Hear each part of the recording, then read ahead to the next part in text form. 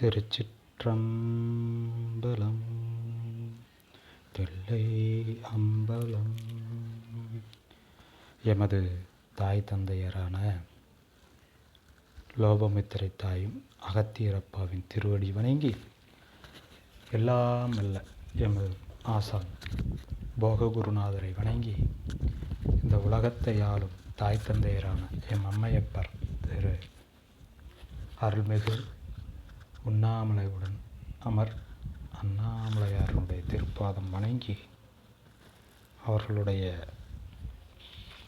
வழியின்படி ஒவ்வொரு பதிவுகளும் நாம் பதிவிட்டு கொண்டிருப்பது தெரியும். அதன்படி நமது அகத்தியர் ஸ்ரீ அகத்தியர் ஞானபீடத்தின் சார்பாக இன்று பெண்ணின் தர்மங்கள் எவை எவை அப்படிங்கிறத பற்றி பார்க்க போகிறோம். இன்றைய காலத்திற்கு இது தேவையான ஒன்றா என்பதை நீங்களே அவரவர் சுய பரிசோதனை செய்து கொள்ள வேண்டியது அவரவருடைய பொறுப்பு. அடியேன் பொறுத்தமட்டு கூறுவது என்பது அடியனுடைய கடமை. அவரவர்களை சுய பரிசோதனை செய்து கொள்ள வேண்டியது அவரவர்களுடைய பொறுப்புகள் தங்கள் கையிலே விட்டு கொள்ளப்படுகிறது. முதல்ல பெண்களுடைய தர்மம். பெண்கள் என்பவர் யார் அப்படின்னா, ஏன் தெய்வத்தை இறைவி அப்படின்னு குடும்ப தலைவி அப்படின்னு சொல்கிறோம் அப்படின்னா, பெண்களை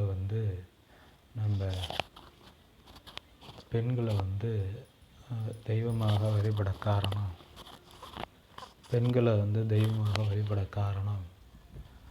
அவர்களுக்கு முக்கியத்துவத்தை அறிந்து கொள்ள வேண்டும், தெரிந்து கொள்ள வேண்டும், பண்பாடு வளர்க்க வேண்டும், பண்பாட்டை வளர்த்த வேண்டும்.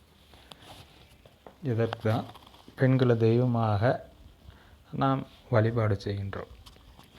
அதிலும் முக்கியமாக கருணை என்பது பெண்ணுக்கே உரிய ஒரு அத்தியாவசியமான ஒரு கருத்தாக இருக்கின்றது. காரணம் என்ன அப்படின்னா, ஆணுக்கு பெண் நிகராக அம்மையப்பராக ஆதிசிவமான அருணாச்சலேஸ்வரர் தன்னுடைய உடலில் ஒரு பகுதியை கொடுத்து அர்த்தநாரீஸ்வரராக காட்சியளிக்க காரணம், ஆணும் பெண்ணும் சமமாவது எப்பொழுது அப்படி என்றால், முதலில் நாவை அடக்கி மனதை அறிந்து தன்னுள் தெளிந்து பின் சரிசமமாக இருக்கலாம். இதுதான் இறை உணர்த்தக்கூடிய தத்துவம். அதன்படி மாடுடத்தைச் சேர்ந்த பெண்களாக நாம் எப்படி தன்னை பன்முகத்தன்மையோடு பண்படுத்தி கொள்வது அப்படிங்கிறது தான் இப்போ நாம் தர்மம். பண்படுத்தி கொள்வது தான் தர்மம் நம்ம சொல்கிறோம். தர்மம் அப்படிங்கிறது நம்ம அன்னதானத்தை குறிக்கிறதோ ஒருவருக்கு உதவி செய்வதோ அப்படின்னு நாம் நினைக்கிறோம். தர்மம் என்பது என்ன அப்படின்னா, தர்மத்திற்கான பொருள் விளக்கம் பண்படுத்தி கொள்வது, தம்மை பண்படுத்தி கொள்வது. அதுதான். அப்படிப்பட்ட பண்படுத்தி கொள்வதற்கான கருத்தை தான் இப்போ நம்ம பெண்ணின் தர்மம் அப்படிங்கிற தலைப்பில் நம்ம உங்கள்கிட்ட பகிர்ந்துக்கிறோம். அப்படிப்பட்ட பெண்ணான தெய்வத்தில் சரிபகுதியாக, இப்போ முப்பெருந்தேவர்கள் எடுத்துக்கிட்டால் ருத்ரன், மகாவிஷ்ணு, பிரம்மன், இந்த 3 பேரை எடுத்துக்கிட்டிங்கன்னா 3 பேர்லேயும் துணைவியாராக தெய்வத்தை வைக்கிறோம். அப்போ அங்கே ஆண் பெண் அடிமை அப்படிங்கிறதெல்லாம் இல்லை. அவங்க பண்படுத்தப்பட்டவர்களாக நமக்கு வழிகாட்டக்கூடியவர்களாக வாழ்ந்த ஒரு நெறிமுறை. அதுக்கு எடுத்துகிட்டால் ராமாயண மகாபாரதத்தை சொல்லலாம். ராமாயணத்தில் சீதா பிராட்டியார், பூமாதேவியினுடைய மகளான சீதா பிராட்டியார் எப்படி கணவனுக்கு கட்டுப்பட்டவளாக தன்னுடைய வாழ்நாளை கழித்து பத்தினி தர்மத்தை காத்தாலோ, அதுபோல் பெண்களானவங்க, அதெல்லாம் ஒரு கதைன்னு சொல்கிறாங்க, புராணம்னு சொல்கிறாங்க, வரலாறுன்னு சொல்கிறாங்க. எது எப்படி இருந்தாலும் தர்மத்தின் வழி எப்படி நடப்பது அப்படிங்கிற அந்த பண்பட்ட நிலையை எப்படி தெரிந்து கொள்வது என்பதை உணர்த்துவதற்காகவே இதெல்லாம் சொல்லப்பட்ட ஒரு நியமங்கள், நீதிகள் அப்படிங்கிறத நம்ம எடுத்துக்கிடணும். அதில் போய் உள்ற பூந்துட்டு எது நல்லதோ அதை எடுத்துக்கணுமா வழியா அதில் குறைகள், குற்றங்கள் இதெல்லாம் பேசிகிட்டு இருக்கிறது விகண்டாவாதம். அது வெறுப்புத்தன்மையை விட்டுரும். அறிவாளிங்கிறத தன்னை அறிவாளியாக பயன்படுத்தி கொள்வதற்கு பேசக்கூடிய வாதங்களாக நம்ம எடுத்துக்கொள்ளலாம். அவ்வளோதான வழியாக எது நல்லதோ அதை எடுத்துக்கிடணும். அதுதான் மதிநுட்பம்னு நம்ம சொல்லுவோம்.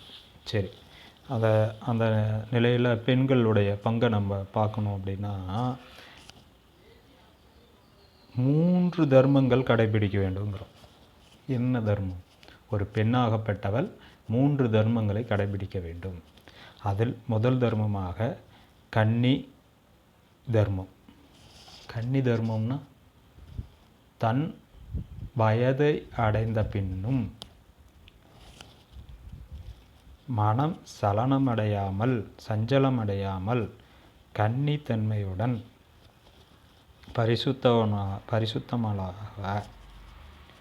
பரிசுத்த மனதுடன் தன்னுடைய தந்தை தாய் வீட்டிலிருந்து உகந்த வீடான கணவர் வீட்டிற்கு செல்லும் வரை கன்னி தன்மையை காத்துக்கொள்வது, அதுதான் கன்னி தர்மங்கிறது. என்ன சஞ்சலம் அடையாது அப்படின்னா, அது உங்கள் கையில் விட்டுறோம். அதை நாங்கள் விவாதிக்க விரும்பலை. அந்த தன்மை, இப்போ விளையாட்டுக்கு போகிறாங்க, ஓடுறாங்க, ஜிம்னாஸ்டிக்ஸ் செய்கிறாங்க, அந்த இடத்துலலாம் கன்னித்தன்மைங்கிறது மனதை பக்குவப்படுத்திக்கிறது தான். மனதை கலக்கப்படுத்தாமல் பரிசுத்தமான உடம்பு பரிசுத்தம் அப்படிங்கிறது எப்படி அப்படின்னா, ஓடுறாங்க, இப்போது ரன்னிங் ரேஸில் போகிற பெண்ணெல்லாம் கன்னித்தன்மை இல்லை அப்படின்னா இதெல்லாம் வெகுண்டாவாதம் பேசுகிறது. அது நம்ம அதுக்கு போகலைங்கிறது அதுக்கு தான் சொன்னோம். கன்னித்தன்மை அப்படிங்கிறது உடம்பினால் மட்டுமல்ல, மனதினால் கன்னித்தன்மையுடையது. அந்த தன்மையோடு கணவன் வீட்டிற்கு சென்று 2வது தர்மமான பத்தினி தர்மத்தை காப்பது. பத்தினி தர்மம்னா என்ன? பத்தினி, அதுக்கு தான் நிலாயினி சொன்னாங்க. பல பேரை நம்ம பத்தினி தர்மத்தினால இந்த இயற்கையை, சூரியனே ஒதுக்கிறதுக்கு இல்லாத பண்ணதெல்லாம் வரலாறு இருக்குது. அதெல்லாம் இன்றைக்கும் பண்ண முடியும்னா பண்ண முடியும். அந்த தன்மைக்கு நம்ம வரணும். அந்த தன்மையை தான் பத்தினி தன்மைன்னு சொல்கிறது. மனதளவிலும் பிறர் மனை நோக்காதிருத்தல். அது கணவனுக்கு மட்டும் பொருந்துவதல்ல, மனைவிக்கும் பொருந்துவது. கனவிலும் நனவிலும் சஞ்சலப்படாமல் இருப்பது, மனதை சஞ்சலப்படாமல் இருப்பது. அப்படி சஞ்சலப்பட்டு விட்டால் அது பத்தினி தர்மத்திற்கு எதிரானதாகவே அமைகின்றது. இதெல்லாம் யார் எதை வேணாலும் பேசிட்டு போகட்டும் சிவா, நான் பத்தினி தர்மத்தோடு தான் இருக்கேன், கணவனோடு தான் இருக்கேன். ஆனால் அப்பப்போ சின்ன சின்ன இவங்கள மாதிரி இருந்தால் பரவாயில்ல, அவங்கள மாதிரி இருந்தால் பரவாயில்ல அப்படின்லாம் சண்டை பண்ணிகிட்டு இருக்கிறோம் அப்படின்னு சொன்னாலே அந்த இடத்துல கணவனை தெய்வமாக வழிபாடு பண்ணுங்கன்னு சொல்லலை. ஆனால் மனதளவிலும் சஞ்சலப்படாதீங்க, இப்படி இருந்தால் நல்லா இருக்குமே, அந்த நடிகர் மாதிரி இருந்தால் நல்லா இருக்குமே, இந்த நடிகர் மாதிரி இருந்தால் நல்லா இருக்குமே அப்படின்னு நினைக்கிறத விட சொல்லலாம் அப்படிங்கிறது நம்ம இங்கே தெளிவுபடுத்துகிறோம். தெளிவுபடுத்துறது தான் வழி. யாரை குறை சொல்லுவாங்க அர்த்தமாக எடுத்துக்கொள்ள வேண்டாம் என்பது அடியனுடைய கருத்து. அந்த கணவன் குறைகள், மனிதனாவே முதல்ல குறைகள் உள்ளவன் தான் மனிதன். அந்த குறைகள் இருப்பினும் அதை சுட்டி காட்டி அதை வெறுப்பற்ற நிலையில் மாற்றுவது என்பது தான் பத்தினியினுடைய வேலை. குடும்பத்தில் பத்தினி தர்மம் என்பது குடும்பத்துக்காக மட்டுமில்லை, நல்ல சமூகத்தை கட்டமைப்பதற்கான ஆணிவேரே இந்த பெண்ணு கையில் தான் இருக்குது. அதனால தான் அந்த பத்தினி தர்மத்தை கடைபிடிப்பவர் யார் ஒருவர் கடைபிடிக்கின்றார்களோ அவர்களுடைய பின்னிட்ட சமூகம், அதாவது அவங்களுடைய வாரிசுகள், அந்த வாரிசுகள் நல்லபடியாக ஒரு சமூக கலாச்சாரத்தை தாங்கிய குழந்தைகளாக பின்னிட்ட நாட்களில் சமூக மாற்றத்தை ஏற்படுத்துவார்கள்.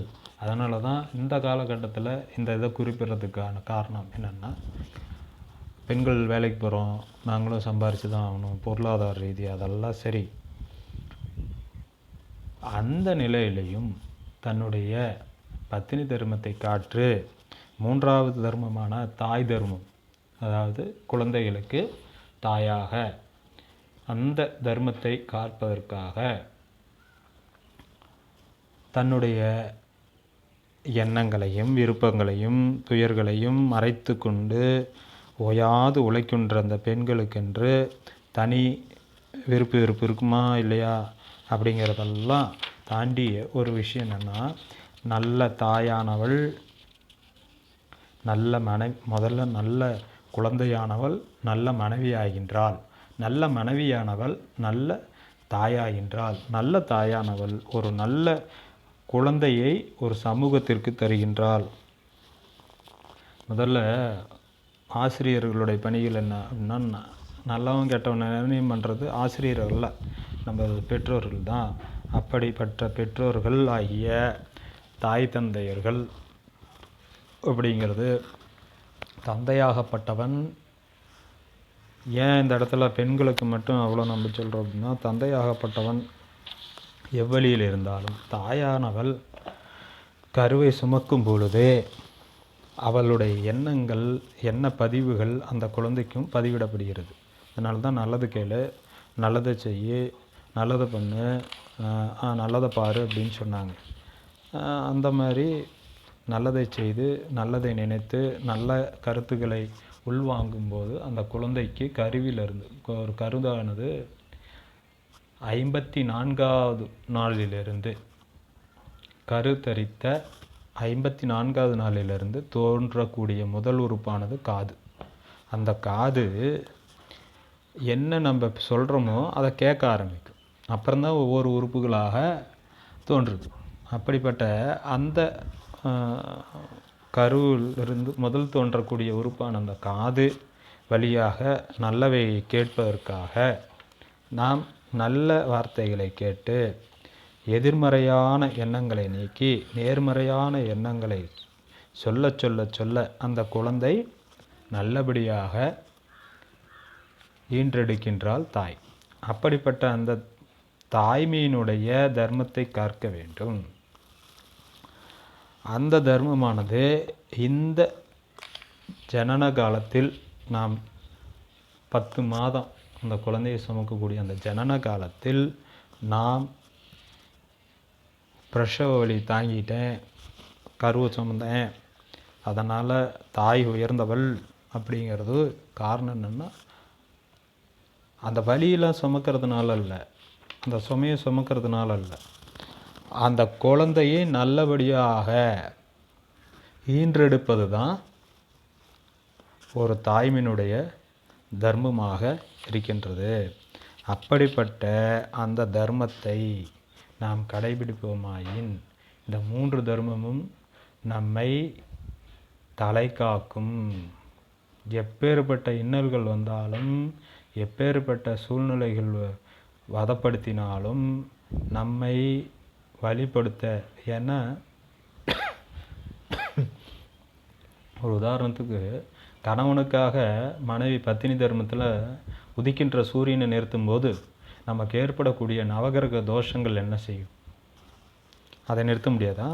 நிறுத்த முடியும். அப்போது எந்த இடத்துல நம்ம ஒரு சிறு குழப்பம் ஆகிறோம் அப்படின்னா, பத்தினி தர்மத்தை காப்பது, கன்னி தர்மத்தை காப்பது, தாய் தர்மத்தை காப்பது. கண்ணகி கணவன் தப்பு பண்ணுறான்னு தெரிஞ்சு எல்லா இதையும் எடுத்து கொடுத்தா. ஆனால் கடைசியாக அவ தன்னுடைய சதங்கையை மாணிக்க தரலா முத்து பெறலா அப்படின்னு சொல்லி பாண்டிய மன்னன்கிட்ட மதுரை பதியில் போயிட்டு வாதம் பண்ணிட்டு அந்த எரிக்கிறார். அப்போ அவளுடைய வார்த்தை தான் அங்கே எரிக்கப்பட்டது, அந்த சத்தியம்தான் அங்கே எரிக்கப்பட்டது, அந்த தர்மம் தான் எரிக்கப்பட்டது. அதனால தான் சொல்கிறது, தர்மம் என்பதை நாம் கடைபிடிப்போமாயின் இந்த பூலோகத்தினுடைய இந்த கலிகாலத்தினுடைய குறைகளை நம்மால் தடுத்து கொள்ள முடியும். எதற்கு ஒரு உதாரணத்துக்கு சொல்லணும்னா, இப்போ இது வெயில் காலம். இந்த வெயில் காலத்தில் இப்போ சாதாரணமாக முன்னெல்லாம் 100 டிகிரி 101 டிகிரின்னா பெருசாக சொல்லுவோம். இன்றைக்கி 110 டிகிரி வெப்பநிலை காட்டுது அப்படின்னு நம்ம சொல்கிறாங்க. அதற்கு நம்ம என்ன பண்ணணும் அப்படின்னா, மரங்கள் நடணும், மரங்கள் அழிக்கக்கூடாது அப்படின்னு இன்றைக்கி நிறையா அறிஞர்கள்லாம் சொல்கிறாங்க. அதையே அழிக்கிறதுக்கு முன்னாடி அதை அழிக்கக்கூடாதுன்னு சொல்லி நிறுத்தியிருந்தால் அது சால சிறந்ததாக இருக்கும். சரி, இப்போ அதுக்கு மாற்று வழி என்ன அப்படின்னு தேடும்போது மரங்களை நடணும் அப்படின்னு இன்றைக்கி அவங்க சொல்கிறாங்க. அது முற்றிலும் உண்மையான விஷயம். அப்போது மரங்கள் நட்டால் வெப்பச்சலனத்தை குறைக்கலாம் அப்படிங்கிற மாதிரி நம்மளுடைய மனு தர்மத்தில் பெண் தர்மங்களை நிலைநாட்டினால் இந்த கலியுகத்தினுடைய தாக்கங்கள், கிரக பலனுடைய தாக்கங்கள், இயற்கையினுடைய சீற்றங்கள் குறைக்கலாம். இதுதாங்க இன்றைய கலியுகத்தினுடைய தாக்கத்தை குறைக்கிறதுக்கு ஒரே நிவர்த்தி. அதை விட்டுட்டு நம்ம யாரோ ஏதோ என்னமோ எதை வேணாலும் சொல்லலாம், எதை வேணாலும் பண்ணலாம், எதை வேணாலும் சாதிக்கலாம் அப்படிங்கிறத கடந்து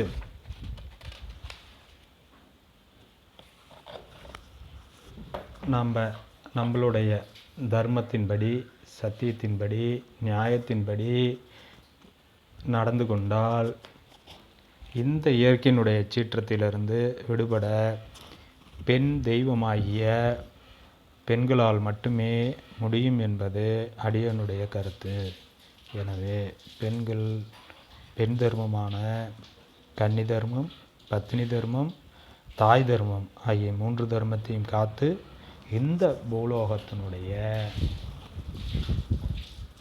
நல்வழியை காக்க அடியனுடைய பணிவான வேண்டுதல் என்றன்னா, இந்த 3 தர்மத்தையும் பெண்கள் காத்து பெண்கள் தெய்வமாக மாற வேண்டும், தெய்வமாக அருள வேண்டும், இந்த பூமியை காக்க வேண்டும் என்று கேட்டுக்கொண்டு எல்லாம் வல்ல இறைவனாகிய எம்பெருமான் ஈசனுடைய ஆசி பெற்று இந்த பூலோகம் செழிக்க அடியேன் வேண்டிக் கொள்கின்றோம். சிவாய நம. மகாதேவ். திருச்சிற்றம்பலம்.